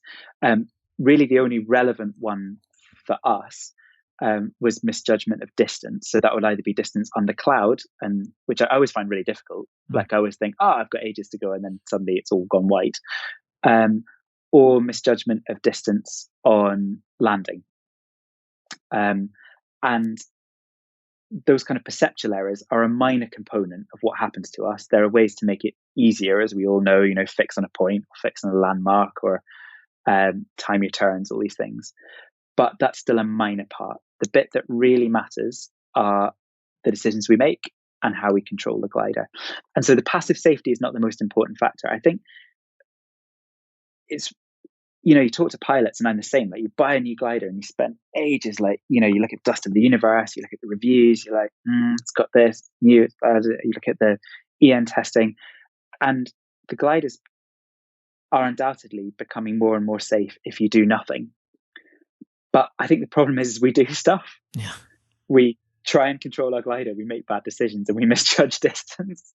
So I don't think passive safety, while desirable, and it's great that it's still improving and you get improvements of performance with it, I don't think it's passive safety that keeps us safe. And Stefan Bernhardt on a recent podcast was talking about that. I think he's like, you need to train active pilots. You don't need safe gliders. Yeah, Alex Roby said the same thing. I mean, I think that, and the classifications are, I've talked about that stuff to death. I mean, it's you really very much go from, as Theo shows in his videos, just hands up and it will recover, to it's a whole different animal, and then that's not going to work. And so it requires very different skills. But yeah, I think again, it's more important to know who we are and how we react than, relying on something like passive safety. What kind of pilot do you want to be? Absolutely. And like I say, the glider is not the problem. It's great that it's safe. It's us that's the problem. Right. Like we make the bad decisions. We do the errors. And I think, so, I mean, we want to keep flying. We don't want to beat ourselves with sticks. So the question is how do you then build constructively on knowing that you are the problem? And I think I'm a massive advocate of SIV or pilotage or whatever you want to call it. But I think I think the way you find out the kind of pilot you are, and I think the way you train reactions and the way you understand is you have to feel stuff. So I've been trying to do as much SIV as possible because I try at least try to practice what I preach. And I think the bits that are really valuable, I've done a few courses. I've done brilliant ones with Jockey. I've done some brilliant ones with Malin and Fabien at Flyio. I've messed about over various lakes and occasionally hard ground. And the bits that are really valuable in SIV, I think, aren't the complicated stuff. They're not stalls. They're not spins. It's useful to be able to spin to get rid of a cravat. But understanding the power of the glider, understanding how to get out of auto rotation, understanding when you've not got control, those are the things that I think you need to gain from it. And the huge skill of the SIV instructor, and that's why I think it has to be done so sensitively, because it has to build confidence. The huge skill is getting you to understand these things without scaring you witless. Yeah, and that takes time and training. It really does. And an SIV where someone comes out scared is a completely pointless experience. Right. That's going to make somebody freeze more. I'm utterly convinced of that. But, I lost a friend last year who was a relatively new pilot, and he died because he wasn't able to correct auto rotation. He was flying an A glider. He was flying a glider with passive safety, had a collapse. He went into auto rotation, and he was fresh out of school. He not had and he was someone who would have trained. He would have done SIV. He would have done pilotage, but he hadn't had the opportunity to do that. And that's what we come back to what we were saying about the beginning of training being far, far too short. I mean, it has to be, and I understand why it's the length it is, but we are vulnerable when we come out. We need to keep learning. And I'm really desperate for new pilots to do these courses in the right way and with the right instructor early, and to learn how to come out of auto rotation. If my friend had been able to just pull the opposite brake hard enough and soon enough, I'm convinced that he would still be alive. Yeah, of course. Yeah, for sure. Yeah, and I mean that's one of the big subjects with this search and rescue that I was on for Kiwi, and he's still, this. Hopefully, this information will change by the time this show goes up. But as of Sunday, the 5th of September, when you and I are talking, he's still vanished. So it's been 2 weeks and a day. There was just very little clues other than, his last ping was at 14,500 feet, and then everything just went dark. So no radio, no inReach, no more tracking, obviously no SOS, no messages. And so, you start when you really, really search, it was quite dense. So, people can disappear in dense stuff, as we see all the time in the Alps and Valle, and, people go through the canopy and just vanish. But so that certainly could have happened. But you start to put together, okay, well, what are the things that could have taken him down to the ground before before the next ping, which was 10 minutes later. When you're that tall, you're not really, most likely you're not having a cascading event. You haven't thrown your reserve, because we would, have a very good chance of, it's one thing for your wing to disappear, but your reserve and your wing, harder, that's just more stuff that we can see from the sky, whether that be helicopters or fixed wings or drones or just walking around. We had a lot of people on this search, and still do. So, the two most dangerous things, or the most consequential for sure, are being gift wrapped, not sorting out a reinflation after a big stall or something. Maybe you have a frontal and it goes behind you, and then not catching it, and you go into the wing. So you can't, because basically we were operating on, okay, he didn't get his reserve out, because this is a pilot who has thrown his reserve quite a bit. He knows they work. We know that, he was pretty risk averse and pretty smart. And so we believe he would have gotten his reserve out if we could have. And so the other one is the auto rotation, because often it can be pretty hard to get your reserve out when you've got that much G-force. So, the possibilities are obviously more than that, but those are the two that we came up with, that, okay, those are the two things that are going to get you to the ground pretty quick without a possible deployment. Well, first and foremost, I really hope that he is found and he is okay and he emerges like Guy Anderson with a I hope story so to tell. too. But I I realize how difficult that must be, and I'm very grateful, as I guess all pilots are, that there are people like you guys who go out and search. I mean, there is a third factor, and this is not to speak to what's happened to Kiwi, but one of the things we don't know about pilots is how many accidents are a result of what you call medical incapacitation. Sure. So if someone flies very high, that's the other consequence of hypoxia, is it puts enormous strain on the heart. And so you don't know about people who have hypos or who have heart attacks or who have other things in the air, because when, if there is an accident as a result of it, it's very hard to work out what caused what. Again, that's not to sort of dwell on this, in this instance, but I think that's another factor that's Sure. not considered. But that also doesn't say we need to all have medicals, because I don't think we should go down some big legislative route with that. Right. Well, and it was, and it also kind of fits the bill. Where this one fell apart for us a little bit was just the 10-minute thing. But if he'd had a heart attack in the air, and he wasn't really fit, so that's certainly possible, and he was in his 50s, so certainly possible. That would explain one of the reasons that the inReach stopped tracking, because he might have bent over his instruments. So certainly, we explored those, and that's certainly a possibility.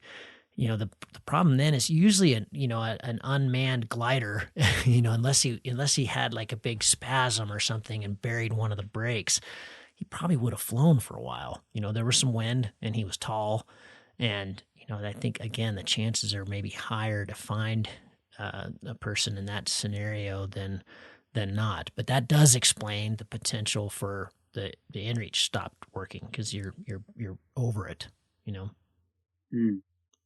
Yeah. Oh, like I say, 100% hoping for the best. Yeah, no kidding. Well, we got the A team out there looking for him. It's been, there's always positives out of these, and that's hard to say obviously right now. But we learn a lot from each one of these. Unfortunately, many of us have been involved in many, and there'll be great learning from this, as there has been in all of them.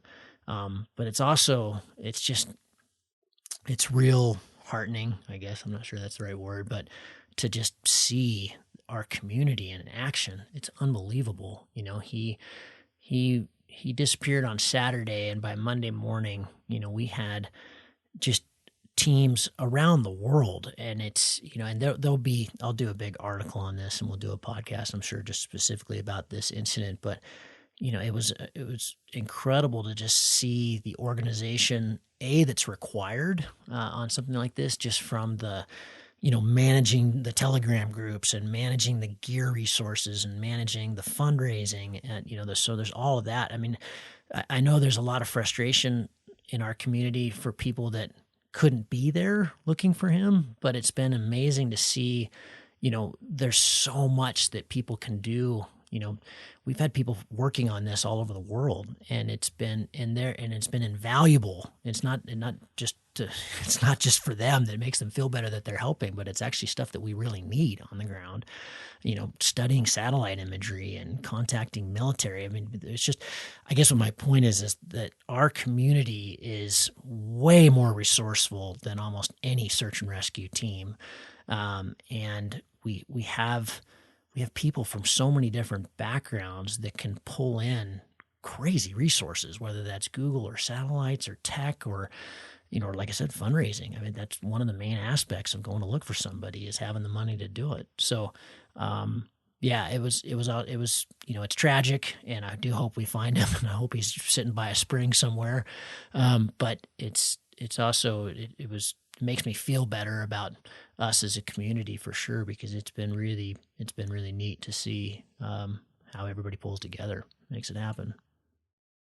Definitely. I mean, there's been a lot of times over the last few years when I've been very glad to be a paraglider pilot, and you see things like that. You saw I think it was a Spanish chap who went missing in Beer, who fortunately turned up. The efforts and fundraising that went into him, and even as I said, when I lost my friend, I'm fortunate to be part of a fantastic local group of pilots in Scotland, and they were amazing. They rallied around, and I went flying 10 days later. The police had impounded my glider, which it was like, oh, I mean, you know what, like, we've got to love our friends in blue, but it's yeah, when something really tragic happens, what you tend to do is you tend to like pick some other random thing to get really pissed off about. So I decided that the hill upon which I would make my stand was the fact that the police had impounded my glider because they couldn't tell the difference between the one that belonged to my friend who'd had an accident and the one that belonged to me, despite the fact that my one had my name on it, didn't have any of the lines cut, and wasn't covered in blood. But when I eventually was able to get my glider back, I went flying with my friends from the local club, and it was quite a very moving experience to be back in the air again, thinking of the person who we'd lost, but also just the support of those around you to get you back in the air. It was a really moving thing, and hugely appreciated. I'm sorry about your friend, and it's unfortunately, I mean, that's why we talk about it so much on the podcast and going up to launch and everything else. It's just a part of our sport. It's going to keep happening, but hopefully we can, through your studies and, looking into all these reasons that it happens, we can make it less and less. I don't think we'll ever get to zero, obviously, but we can help. And I appreciate that. But so before we're going to move on to SIV, some more thoughts there. I forgot to ask you the final question about hypoxia. Are we doing damage to ourselves? I mean, is it like mountaineers that spend time at death zone for too much time? Is part of the reason we should fly with oxygen just because we want to save our brains? I don't think we're doing that much damage for the short periods of time that we're up there. There's been some really interesting studies of, as you say, very high altitude mountaineers. And also, speaking as someone who spent 3 months living at just under 5,000 meters in Nepal, lower altitude mountaineers, that you can get changes in the white matter of your brain on MRI scan after spending long periods of time at altitude. I think the bit where we might damage ourselves is cold. So one of the things that came out of that simulator study is just how cold our hands get. We were kind of simulating UK style conditions. And when I was trialing the simulator, I was like, oh yeah, this kind of feels like how it is flying at home. But I had temperature sensors on my skin because the university said we had to, it's part of the kind of ethics thing. And we were measuring skin temperatures that breached the university ethics guidelines, which was something of a worry. And it made me think that it's not a huge thing, but we're quite vulnerable to something called non-freezing cold injury, which is when you get frostbite, the tissue freezes. When you get a non-freezing cold injury, it gets to between 0 and about 6 degrees. And so it doesn't freeze, but you get changes in the nerves and the blood vessels of your fingers. And it means that the fingers become much more vulnerable to cold each time they then get re-exposed. So, I guess anyone who's a kayaker who got really cold hands is then when they go into the outdoors, they often get those kind of white fingers and they get screaming barfies when they come back to you.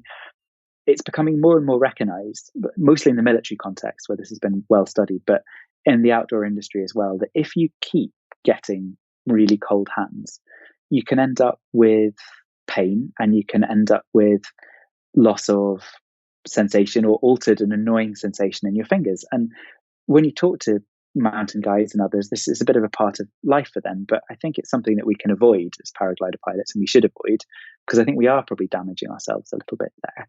And lots of these people lots of the folk who listen to your podcast are very hardcore outdoors people, but just the basics, keeping your core warm, investing in a decent pair of gloves, but letting your hands down when it's safe to do so, letting the blood flow come back to them. Don't let your hands get to that stage where they are ice cold, where you can't feel your fingers, where you get the screaming barfies when they come back to you.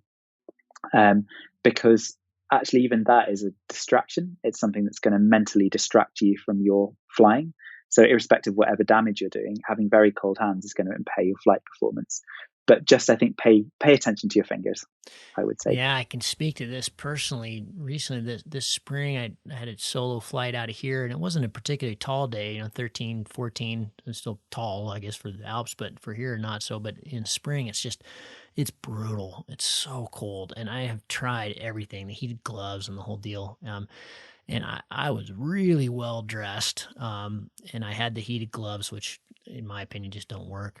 And what I didn't have were the kind of pogies that you're seeing a lot of the Himalayan pilots use, which are now the way I have solved this. But I didn't have them that day. So these are like the down warms, like the sleeves, the down sleeve put, things, the Winds Riders ones, which are you have to think about the all aspects of that when it comes to reserves and flying on your Bs and just mobility with your hands. But I just about a month ago, I got my middle finger back, and not fully still, but basically all summer, I couldn't feel down to the second knuckle at all, which for a rider makes typing really tricky. And but yeah, they'd never gotten that bad. I had always treated it as just like the screaming barfies, but I'm noticing it now. Whether it's part of that's age or not, I don't know. But they just seem to keep getting worse. I mean, in other words, the damage has been done, and I've got to be way more vigilant about keeping them warm than I used to. They just seem to get colder faster. They do, and that is exactly what's going on. And it's not aging particularly, it's re-exposure. It's just that constant getting it cold, warming it up again, getting it cold, warming it up again. So as with all of these things, it's never too late. And actually just really working hard to prevent those hands getting cold is how you're going to stop it getting worse. I think it's really difficult because the position we fly in as paragliders, it's like guaranteed cold. Like you've got your hands are high, so the blood's got to overcome a gradient to get to your fingers. The warm blood that kind of comes from your core goes under your armpits and then round past your elbow and then to the front of your wrists. So if you think about the position we have in the brake lines, all of that is exposed to the airflow. So that's going to get cold. And then what happens is when your hands are up for a while in the brake lines, the muscles, particularly your biceps, get cold. And they start acting like heat sinks. So the warm blood that's come from your core then passes by this cold muscle, has to overcome this gradient, gets colder and colder and colder, eventually makes it to your fingers, and then your fingers are looped around the brake line, so it pulls there. So if you wanted to design a system to get cold hands, it's paragliding. It's perfectly designed for freezing your hands. Matt, I want to be mindful of your time. I know it's getting late at your end of the world. We're an hour and a half in, and I feel like we could go for several more hours. So we might have to do a part 2 of this. But what in your list here do you feel like we need to tag? I know I want to end on your refinement of accidents and trauma and what we should be carrying with us, which we talked about pretty extensively in your first show. And everybody listening, you need to go back and check that out to what belongs in a first kit. I know you've refined that. So I want to end with that, but what haven't we hit here that you want to before we move to that? Sure. I mean, there's a couple of short things that it'd be nice to mention. The first is I've been learning a lot more about G-forces lately, partly by screwing up a bunch of times over Lake Garda, that was last week, but also through the reserve parachute studies that I've just done.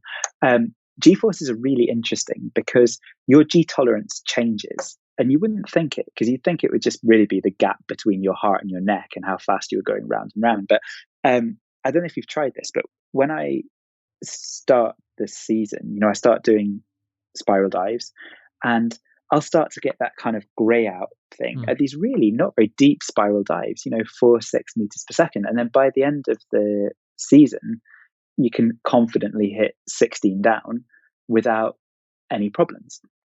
And it really hit home to me that your ability to tolerate G-force changes. It's affected by how cold you are, whether you're hydrated, whether you've had something to eat and drink, yet another good reason. Certainly if you're hypoxic or if you've got, any illnesses, and also just how often you've been flying, that's going to change your tolerance to G. And I think one of the things for people who do long flights is be aware that your tolerance to G can drop through that flight. As you become tired and as you perhaps eat less, you're not drinking perhaps as much as you should, as you become a bit colder, all of these things are going to drop your G tolerance. And I think that can sometimes catch people by surprise. Even for those who aren't doing kind of big flights or big spirals, it's worth just having a little look at some of the ways you can train your G tolerance. There are maneuvers that pilots do, these kind of straining maneuvers where you like tense your abdomen and like imagine like you're trying to have a big shit, or you're really trying to kind of breathe out against resistance. If you look for it's called the G straining maneuver, then you'll see loads of examples and information on how to do that on the internet. But just learning something like that is really helpful, and it can massively increase your tolerance. So if you do find yourself at the end of a long flight and you need to do a big spiral dive, it's worth knowing how to do these things beforehand. So that was just a quick mention of G. Sure. The other bit that I kind of wanted to mention was some of the reserve parachute stuff that we've been doing. So I've done 2 experiments with reserve parachutes. One where we sent 55 people down a zip line, and we said, as soon as you feel yourself going down the zip line, try and chuck your reserve parachute as fast as you can. And we stressed people out a little bit. We gave them tasks. So before they were sent down the zip line, we had them look at 2 LED lights and try and match what those lights were doing with their brake lines. That meant their eyes were as if they were looking up at their wing. We then tried to get them to say every word they can beginning with the letter A, which was absolutely hilarious. It was mostly, yes, our community, as speaking for the British paragliding community at least, seems to be focused on aardvarks, the Antichrist, and anal. Those were the big hitters for that. But people said those a lot. And then we sent people down the zip line, and we found a bunch of stuff. And I think, like I said earlier, we have all these barriers to us throwing the reserve. Like we have barriers like, us trying to fix the wing, or us becoming task fixated, or losing altitude awareness. So when we actually decide to throw it, that thing has just got to come out. And so the purpose of the studies that I was really doing were kind of working out some of the kind of barriers between human and reserve parachute to getting that parachute out. There's a video that I'm sure we can link to that I made during the zipline studies. It's really long and it's quite dry, which I apologize. And it looks a little bit like it was hosted by the amazing Andre Bandara, who wasn't dry at all. But it does look on the video like I've been locked in his basement for some time. But we kind of go into the findings in detail there, but there's some things that I would like people to know. The first is that you need to work out what direction your reserve parachute likes to be pulled out in. If I can make one plea to manufacturers, people who set standards, and I have been making these pleas, please design harnesses where reserve parachutes come out in any direction. But if you look at some harnesses say you have to pull a parachute out sideways, laterally. 70% of people on the zip line pulled upwards. That's just what we humans do. You like to use the big muscles of your biceps, and well, not my big muscles. Those with big muscles like to use them. But you like to use these kind of core muscles, and you instinctively pull upwards. And we saw people on those videos change their grip to pull upwards even harder, even though their reserve parachute was stuck. So work out what direction your parachute likes to come out in. If it likes to come out sideways, practice. You are the person who needs to be, hanging up from the pull-up bar with a cushion, repeating that action over and over again, and then petition your harness manufacturer to make your parachute come out in any direction you want. When you say sideways, do you mean so you're like, let's just all together right now, we're facing forward, we're in our pod, we reach down. You mean sideways like doing a shoulder raise out to your side? Yes. Geez, that's hard. It's not, most of us aren't very strong in that position.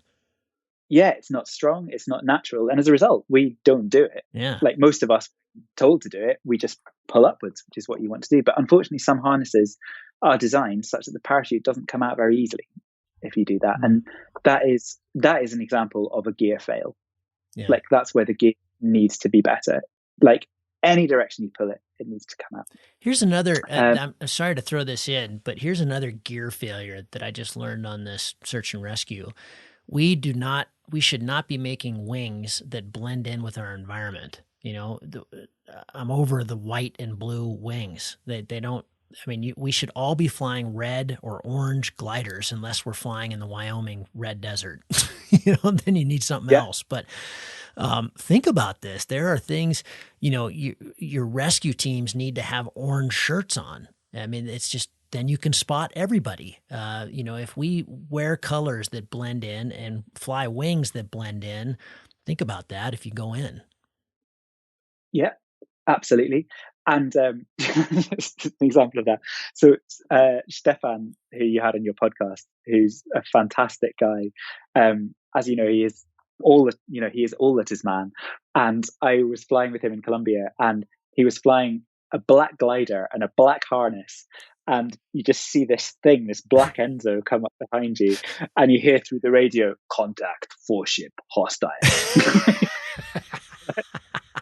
That worried me. That works. But yeah, no, you're quite right.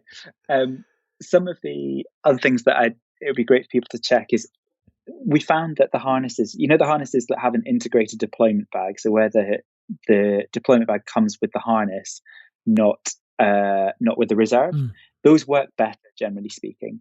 But for the ones where you have to attach a handle, check how long the strop, the bit that connects the handle to the reserve bag, is. It needs to be long enough that, you know, when you pull the handle, it doesn't, you know, rotate the deployment bag or pull it before the pins are released, because then it's not going to come out at all. But it needs to be short enough that the bag is well clear of the harness before your arm is fully extended. And if you look at the videos, I show an example of this. But we had quite a number of smaller pilots, shorter pilots, preponderance of female pilots, who they would pull their reserve handle, and this strop was so long that the reserve would just still be in the harness when their arm was fully extended. So that's definitely something to check. Again, hang it up, have a go. But doesn't that resolve itself when you throw it? Well, it's really hard to throw if your arm is like fully out, as if at the end of your throw, and the bag is still in the harness. Okay. Because whenever I've thrown, I always do this kind of double motion thing. I rip it forward, like up near my head, and then I huck it back. Yeah, and that's an interesting one of itself, because we found some problems with that. So I was taught the same. I was taught kind of do a two thing, you know, get it out and then throw it backwards. The problem is that the bag has obviously its own inertia, and there's a slight delay between your hand and it. And so we saw a couple of examples of the most memorable one, which I show in the video actually, is where the bag comes out and wraps around the strap wraps around the guy's wrist because it's all so long. And then he's able to throw the bridle wraps around the guy's wrist, and then he throws the reserve. So actually, if that reserve had come out, it would have just pulled his shoulder out of his socket. Oh, God. So I know. So that's the disadvantage of the double. So I kind of came away thinking that people should just throw in a single sweep, that you should locate the handle and just chuck the whole thing backwards. Okay. So what people will then say, and this is another interesting thing, is, well, actually, if you chuck it backwards, isn't it going to tangle? And the big problem is you can throw your reserve and then it can get stuck in the main wing. And if you're in a kind of auto rotation or sat to side configuration, that's when it's most likely to get munched.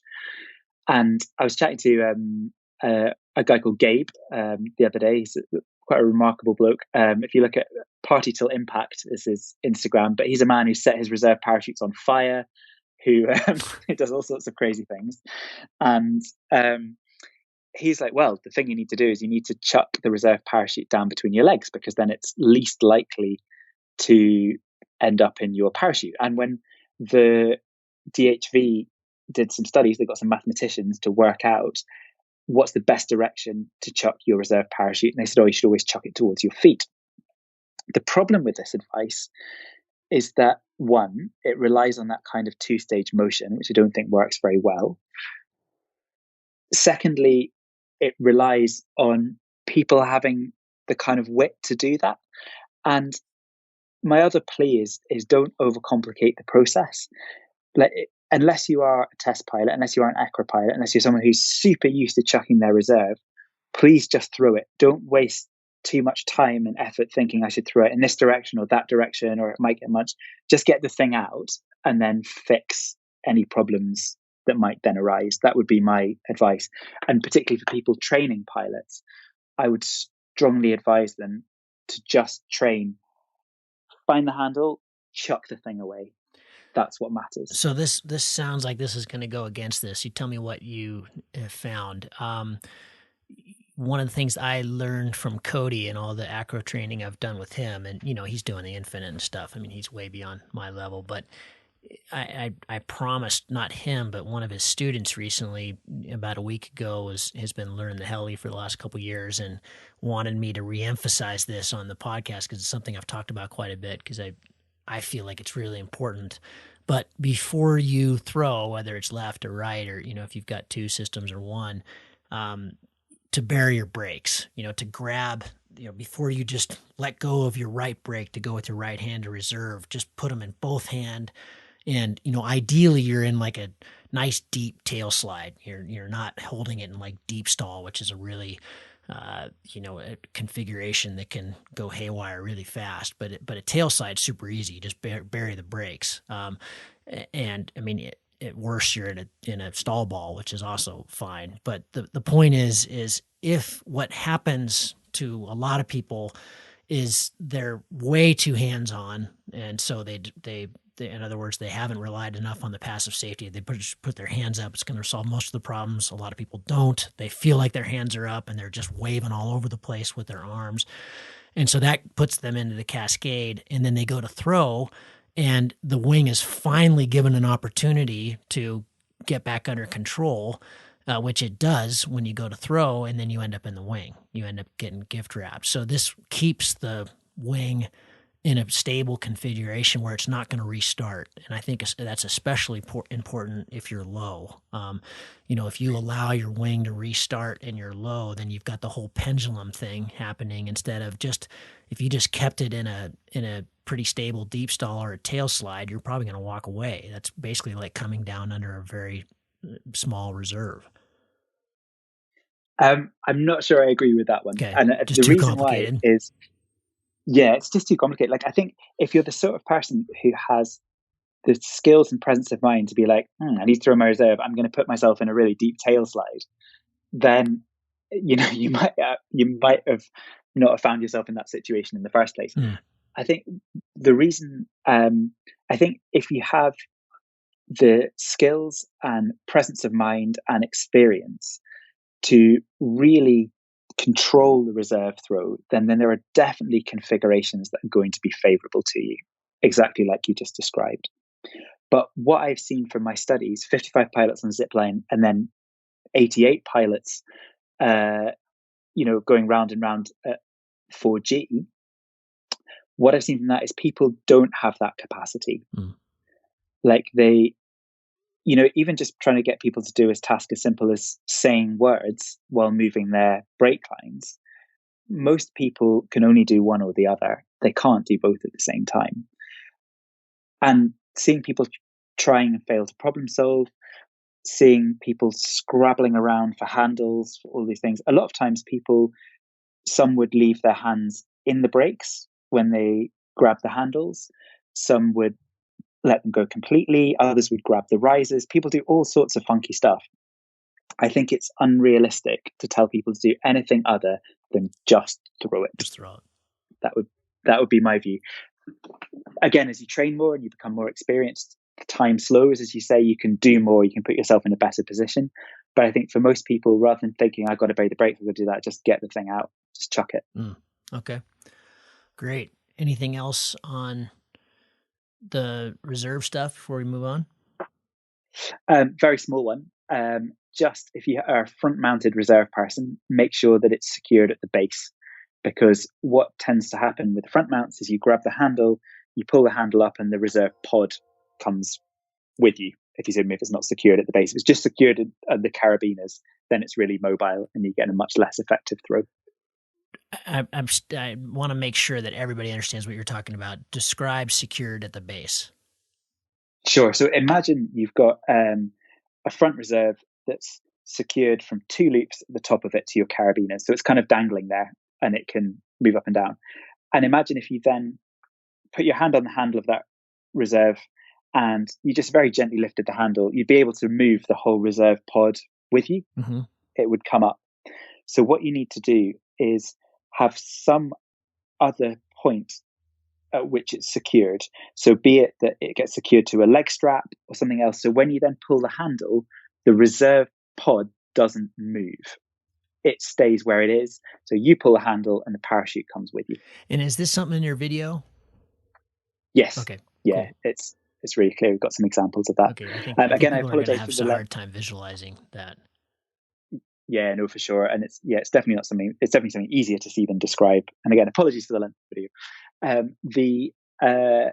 The next study that we've done, we then took the lessons we learned from that zip line, and we went to Flugschule Hochreis in Germany, which is an amazing place, and we had 88 pilots, super willing.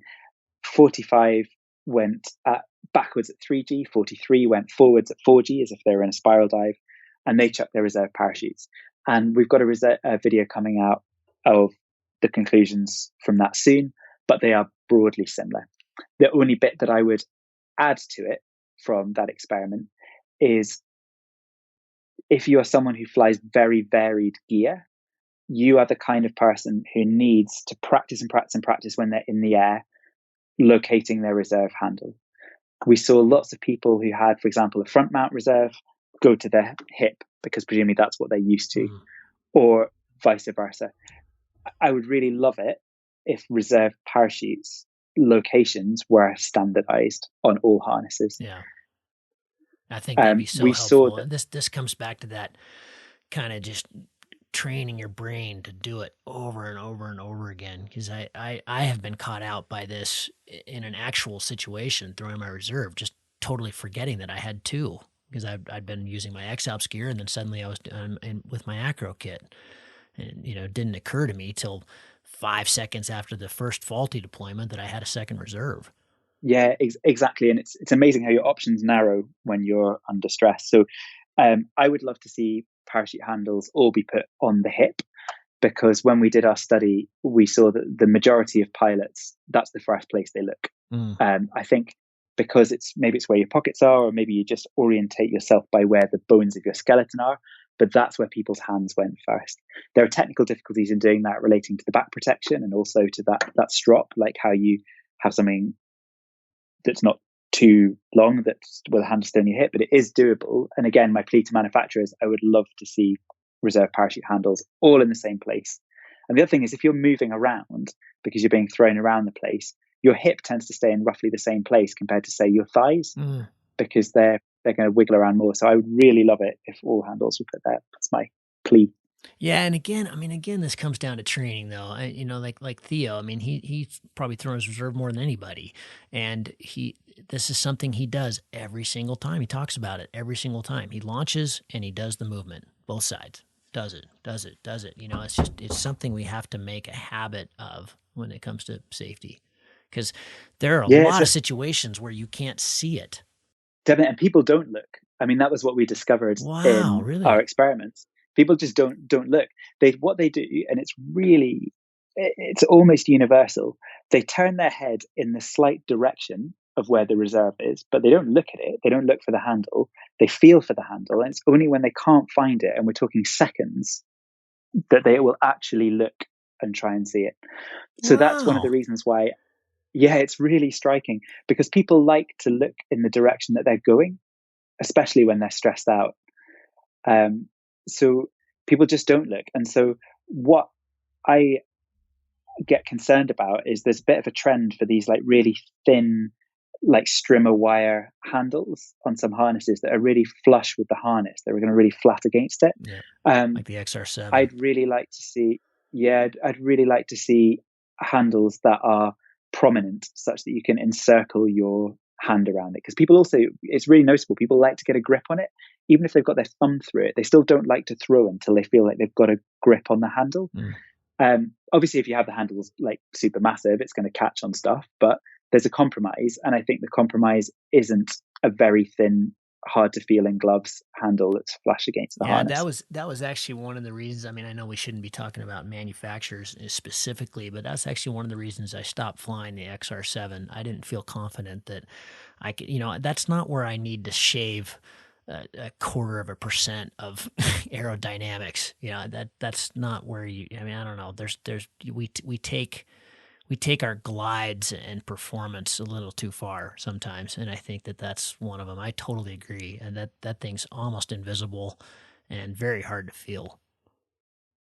I mean, I've had some great discussions with manufacturers. A lot of the brands have been really engaged with what we've been doing. So I definitely don't want to knock the manufacturers, and they have a lot of different priorities. And ultimately, they are companies. People need to buy the harness, and the things that people care about when they're buying the harness is by and large weight and aerodynamics. And so the reserve parachutes tends to come quite far down people's shopping list.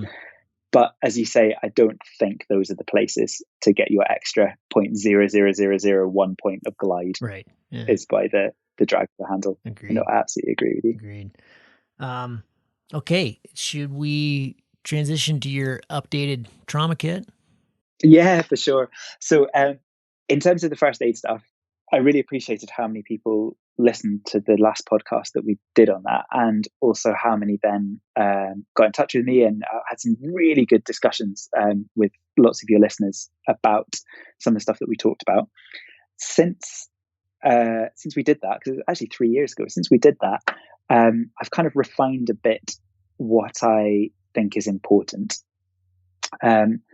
So I've kind of distilled the things that people need to know about, I think, and this is dealing with major paragliding crashes, not the little stuff. I think people need to think about how to work together as a team. They need to know how to manage the airway. They need to know how to locate and control external bleeding.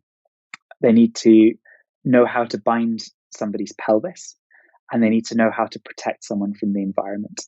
And I think those are the key topics. And I cover all this in the podcast that we did before. And I've written sort of various things for cross country, and I'll try and put stuff on the website that I have that is ludicrously out of date. But those are the things that, if you like, what do I need to know to treat a paragliding accident? Those are some of the things you need to know. And for anybody of any experience, there are always things you can do under each of those headings to make things better. And we'll put all that stuff that you just mentioned in the show notes. And like I promised earlier in the show, I will be writing an article also in Cross Country about this search and rescue it actually is ongoing right now for Kiwi, and what we've learned from that. But I also want to implore all of you who are listening to, when we get done with this show and after this, this other information comes out, go do it. Like, go make the kit and put it in your bag, and make sure that your community, your club, whoever it is, make sure everybody on your team that you could potentially have an incident with, we all know each other's resources. This is something that's so important. You don't want to be doing that on the fly. When Ben broke his back in Nevada a couple years ago, it was crushing to learn after he'd gotten in the helicopter and taken him away, because when the ER guys showed up in Nevada, it's not legal for them to carry any painkillers. They don't carry any opiates. And, so my best friend lied in the dirt for 3 hours in excruciating pain, not from his back, but from a shoulder that was out, that we could have done something about had we had painkillers. And we learned after he got helicoptered away that we had a really good first aid kit in the truck that was about 100 meters away, but that hadn't been, that wasn't something we knew. We didn't know it was under the seat. And my own kit and my own gear was too far away. So, these are little things that really help your victim.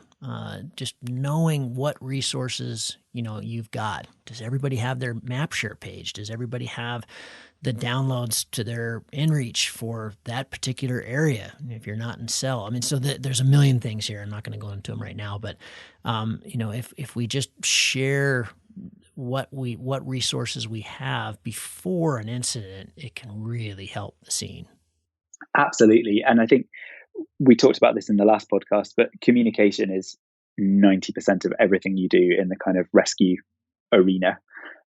Communication and logistics. So yeah, knowing what you have, knowing where you are, knowing how to get help, knowing about your casualty if it's not someone you've met before, all of these things matter. Yeah, and it's kind of like the reserve thing. If you're trying to learn all that in an actual scene, it's frustrating and it's way too late.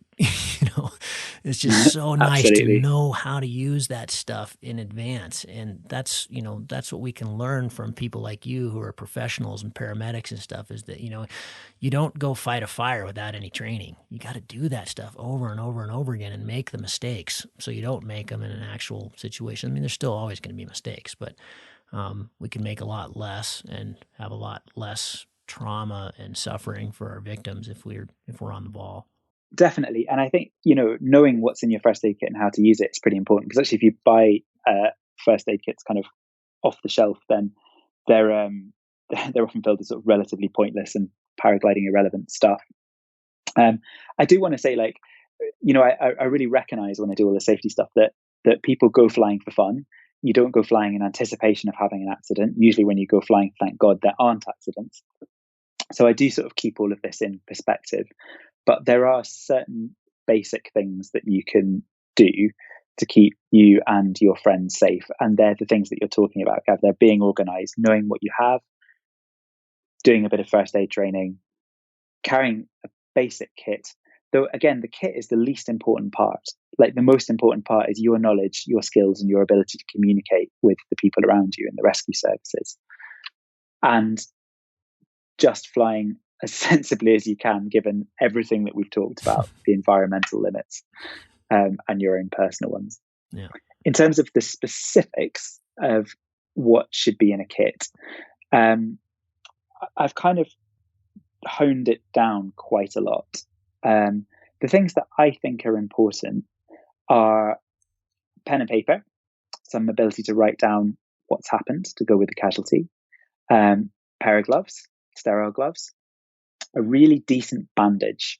So, and by that I mean a trauma bandage, or what's called a battlefield dressing. So that's something that's got a big thick pad on it and a kind of elasticated bandage attached. And that's something that allows you to apply continuous direct pressure, which is the best way to stop external bleeding. And then that's actually the barest minimum, I would say. Then if you want to improve on things a little bit, you can start to add things like tape, a flexible splint, so like a SAM style splint. You can add some basic analgesia, so paracetamol, acetaminophen, as you guys would call it. You can add things like triangular bandages to support shoulders. You can add things like hemostatic gauze, which are, kind of ways of stopping bleeding. You can add all these things, but bleeding is what kills paraglider pilots. Knowing how to stop bleeding, how to find bleeding, stop bleeding, and bind somebody's pelvis, which is a way of stopping internal bleeding, is the minimum of knowledge, I would say. Great. Matt, as always, such a pleasure. Thank you so much for everything you're doing for the community and also just people in general at the hospital there in this trying time. And thanks for sharing your knowledge. It's fantastic. It's, one of the, I'm loving what's happening in the community these days with just expanding our knowledge, and you're a big piece of that chessboard. So thanks very much. Thanks, Gavin. Thanks, everyone. And it goes without saying that everything that I do, all of this research stuff, is actually a massive team effort. Like, there are huge numbers of people who've been involved in all of these studies, not just the participants in the studies, but so many people from my home club, from the university to which I'm attached. It's a massive, massive team effort. So thank you to everybody who's involved and continues to be involved. And there's so much more to learn. That's what I'm excited about. There's so much more to learn and so much more we can do. Yeah, and a shout out to Cross Country for for helping us out with putting these studies together and having our back and publishing all this. So thanks, Ed and the crew, for helping us out. I mean, I've almost deliberately not listed people because there are so many who have helped. But yeah, Cross Country have been absolutely stellar. Yeah. So, and thank you, Gavin, for all that you do for the community. I love these podcasts, and it's a real pleasure to be on it. And it's even more of a pleasure to listen to them. Well, I can't wait for the next one. Thanks, Matt. I appreciate it. All right, my friend. Cheers, thanks. Take care.